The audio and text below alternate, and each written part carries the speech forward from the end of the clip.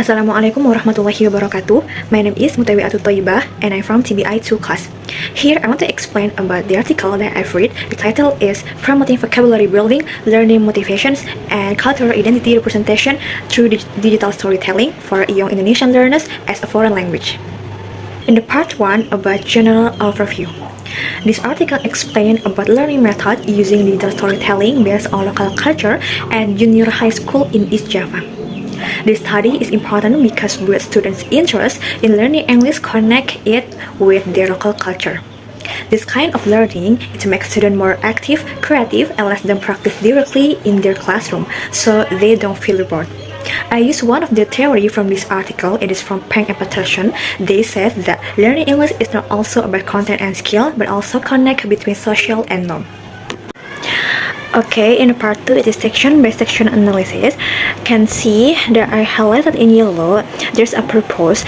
The author explained about the 3 important aspects in improving learning. It is both vocabulary, provide motivation, and present cultures.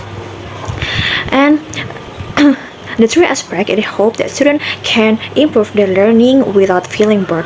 And the second, it is the contract that highlighted in green. The author focused on digital storytelling to provide interesting learning and relate to student habits.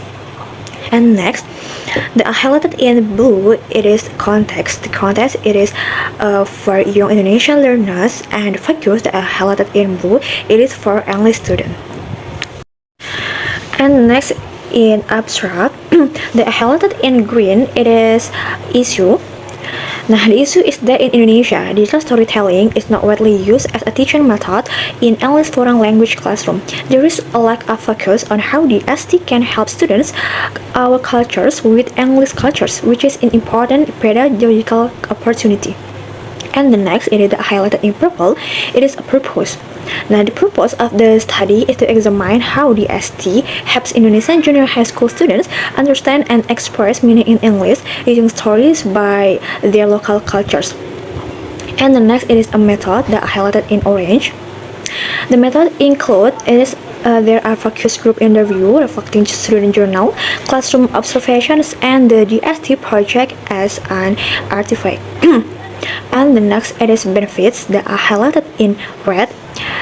The benefits include improved student motivations, opportunity student collaboration in groups, and then focus on personally meaningful topic, and encouragement to communicate in English, and then bridging local culture and English cultures, and increasing engagement. And the last, it is finding that are highlighted in yellow.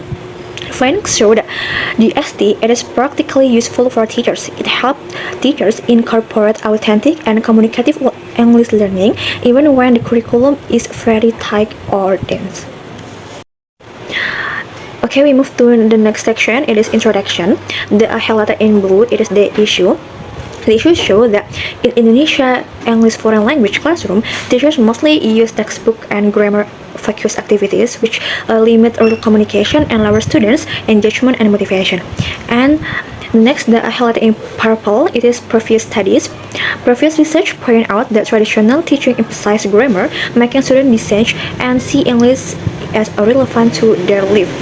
And also, this explains that today's students are digital native. They are used to interacting using digital tools like videos, pictures, stories, which can actually support engagement in English learning.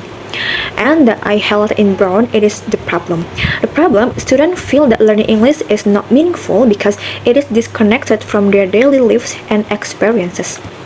And the I highlighted in green, it is a research gap.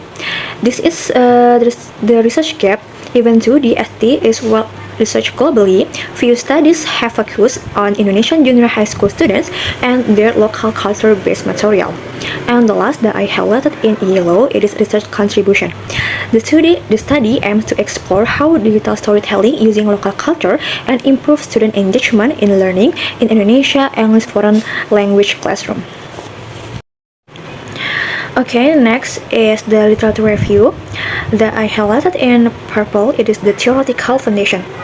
Learning is most effective when students can connect new knowledge to existing experiences, and understanding a language involves not just grammar but also cultural and social norms. And however, integrating local culture in materials helps bridge student identities and support self-expressions through digital storytelling. And the next that I highlighted in red, it is literature that support. Studies recommend using materials that are culturally relevant and in harmony with students' background. And the research showed that digital storytelling with local culture enhances identity development, peer connection, creativity, and motivation. And the last that I highlighted in green, it is author's stance. The author agreed with the idea that language and culture are deeply interconnected. Refers to Sharifian, who explained cultural conceptualizations as the process by which people in a culture share a common way of thinking, which support more meaningful language learning. Okay, the last is the research method. This research uses a qualitative approach because it focuses on understanding the experiences and behaviors of students and teachers in a natural classroom setting. The goal is to explore how students learn English, the method the teacher use, and the challenges that students face. Since the study looks at things like the student lack of confidence, their communication habits, and the teaching strategies in use, qualitative methods like observation and interviewing are more suitable. This method allows for a deeper, more detailed understanding of the situations, which is difficult to capture through numbers of survey alone. So this method using qualitative methods. Okay, the next is the procedure that I highlighted in orange. The first and second meeting, the focus is introduction to descriptive writing, incorporating local culture materials, and the goals students learn the genre of descriptive writing, gain lexicogrammatical knowledge, and draft a 100-word descriptive text.